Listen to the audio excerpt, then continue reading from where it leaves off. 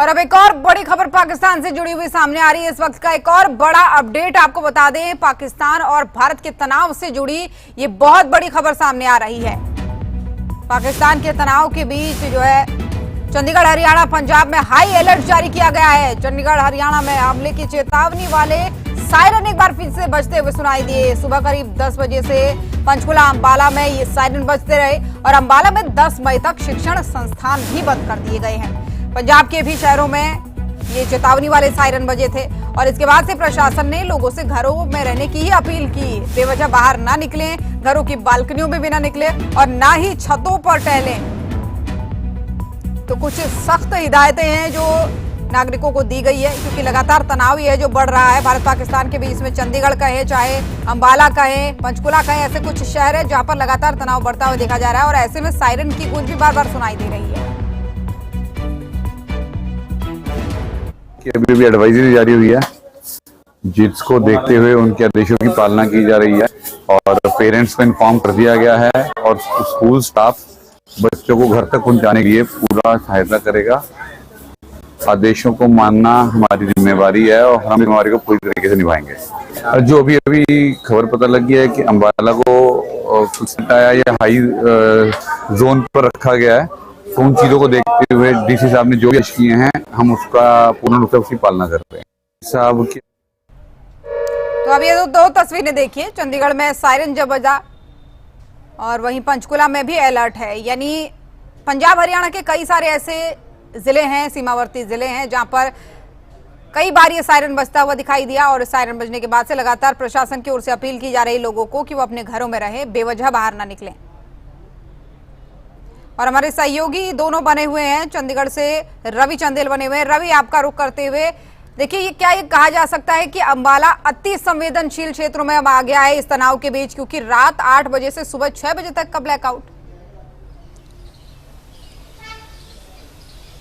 देखिए, जाहिर तौर पर जिस तरीके से अंबाला का यदि हम जिक्र करें तो अंबाला बेहद सेंसिटिव जोन के अंदर जो है वो इस समय पहुंच चुका है, क्योंकि अंबाला में एयरफोर्स एयरबेस जो है वो बना हुआ है और वहीं से उड़ानें जो है वो की जाती है। यदि कहीं पर भी एयर स्ट्राइक करनी हो तो वहीं से की जाती है। तो दुश्मन देश जो है वो उसके रडार पर जो है वो कहीं ना कहीं अंबाला एयरबेस जो है वो जरूर बना हुआ है। इससे पहले यदि हम बीती रात का जिक्र करें तो दुश्मन देश द्वारा जो है वो न सिर्फ अंबाला एयरबेस पे बल्कि सिरसा एयरबेस पर भी अटैक करने की कोशिश की गई थी, लेकिन उनकी तमाम कोशिशों को जो है वो पूरे तरीके से न्यूट्रलाइज जो है वो किया गया। और अब जिस तरीके की स्थिति जो है वो अंबाला के अंदर बनी हुई है, उसके मद्देनजर प्रशासन द्वारा जो है वो कड़े स्टेप्स जो है वो उठाए जा रहे हैं। जरूरी दिशा निर्देश जो है वो तमाम नागरिकों को दिए जा रहे हैं और लगभग 10 घंटे का ब्लैकआउट, यानी कि रात 8 बजे से लेकर सुबह 6 बजे तक ब्लैकआउट जो है वो किया जाएगा। इतना ही नहीं, अभी भी अंबाला के अंदर जो है वो सायरन जो है वो बजाए जा रहे हैं। पुलिस द्वारा पेट्रोलिंग करते हुए लाउड स्पीकर के माध्यम से जो है वो आम नागरिकों को ये कहा जा रहा है कि वो घरों के अंदर जो है वो बने रहें, बालकनी तक जो है वो बाहर ना निकलें और घरों की छत पर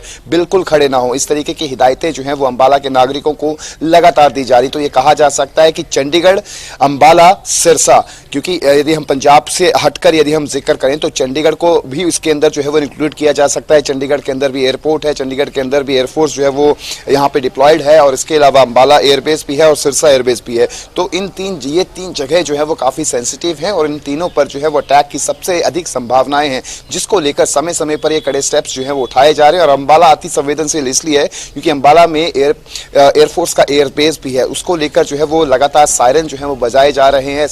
नागरिकों को सचेत जो है वो किया जा रहा है, जो डायरेक्शंस हैं उनको फॉलो करवाने के लिए नागरिकों को हिदायतें जो हैं वो भी दी जा रही हैं। तो सीधे तौर पर कहा जा सकता है कि जो सिचुएशन है वो काफी क्रिटिकल सिचुएशन जो है वो बनी हुई है और बाकायदा भारतीय सेनाएं जो है वो पुख्ता तौर पर पाकिस्तान के जवाब का जो है वो ईंट का जवाब पत्थर से देने का काम जो है वो कर रही है। जी बिल्कुल, हालांकि लगातार ये भी कहा जा रहा है कि हमारा कोई नुकसान नहीं हुआ है, क्योंकि पंजाब में भी जो है जिस तरीके से जांच अभियान चलाया गया, सुरक्षा जांच अभियान चलाया गया, तो कहा गया कि जानमाल का नुकसान नहीं है, लेकिन हिदायतें जरूर बरतनी जरूरी हैं। नीरज भी बने हुए। नीरज, आपके पास जो भी अपडेट हो, चाहे छुट्टियों को रद्द करने को लेकर हो, चाहे स्कूल बंद करने को लेकर हो, चाहे स्वास्थ्य को लेकर हो, वो सभी अपडेट एक बार बताएं।